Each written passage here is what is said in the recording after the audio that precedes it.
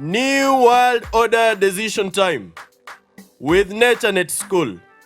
Pictures used in this document are not of characters described in messages below them, except for my students who participated directly in my projects. The rest of pictures are merely used to illustrate messages relayed pictorially. Kindly bear with me in case of any inconvenience. Establishment of general security surveillance and emergency response techniques. Security reinforcement. Before ministerial order for all schools in Kenya to remove metal grills from windows, fire disasters claimed many innocent young lives. Windows are grilled to stop illegal movements in and out of school buildings. Even after steel grills on windows were banned in Kenyan schools, incidences of fire consuming young lives in dormitories were still reported. Rules and regulations can be flexible enough to allow free movements in times of danger without having to grill windows. No need to risk young lives by grilling windows. Let children who fail to listen to advice learn life through experience. Let them become living example to others who defy regulations. The concept of emergency doors should never arise. If they are expected to save lives in times of danger, all proclaimed emergency doors should be operational on daily basis. Emergency door is locked and key is lost. An emergency door that remains locked is like a wall. It may never function during a disaster. All doors and windows are emergency doors. Those using the buildings should be conscious of all doors at all times and go for them in times of danger.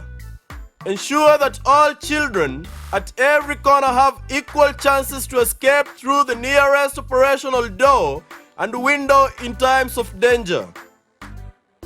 Basic fire equipment. Ensure that all schools have basic fire equipment like fire alarm and fire extinguisher cylinders for use in times of fire disaster. Ensure all fire extinguishers in boarding schools are ever ready all times. Induct children on how to respond appropriately for fire. Set aside special days every year for reviewing how children respond to fires. Identify and nurture all unique abilities of children in different fields. Time may never be there for them to learn how to manage fire if practical skills are not well inculcated early in life. Never view drills as a waste of time or a waste of resources. Practice educates. Let all children learn to respond to emergencies and to contain disasters, not only in schools, but after school too. View the whole process as education and not only as a drill. Refill used cylinders immediately, lest a real fire disaster starts unexpectedly when cylinders are empty. Never wait to be embarrassed or to regret if by bad luck a real fire starts in school with empty fire extinguisher cylinders. School as center of knowledge should challenge children to develop fire equipment as part of science projects. Improvised fire equipment. Challenge children to develop projects for managing disasters using locally available materials. Additional solutions to the problem can come from school children. They may design a mobile fire equipment using a hand-cut, sizable plastic tank and portable water pump.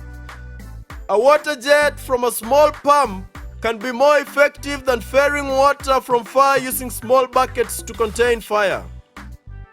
Water is a major component in managing all types of fire.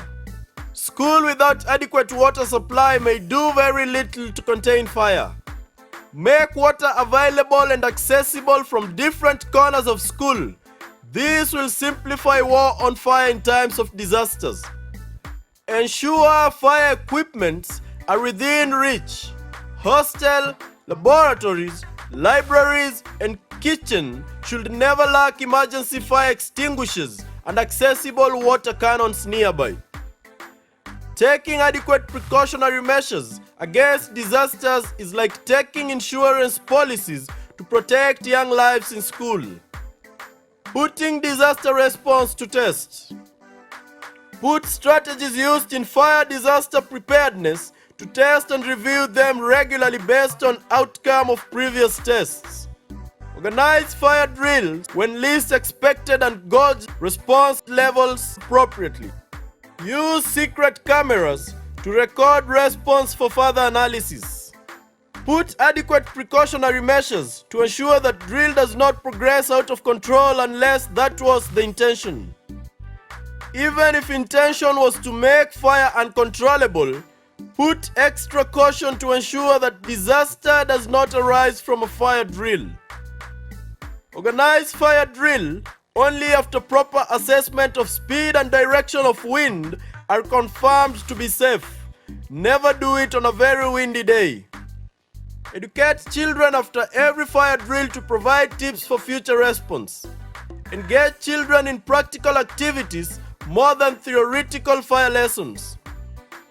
Allow more children than adults to participate during practical fire lessons in school. Overdoing fire drills within very short spans of time can be counterproductive. Unless well inducted, children may one day fail to respond effectively when a real disaster strikes. Knowledge they acquire during practical demonstrations will be useful to them in school, back home, and later in life. We all require skills on response to disasters. It should never matter whether fire alarm is a mockery or real. Education becomes valuable to society only when its outcomes can be demonstrated in practical realities through children we teach in schools. Other security risks. NATURENETSCHOOL continues.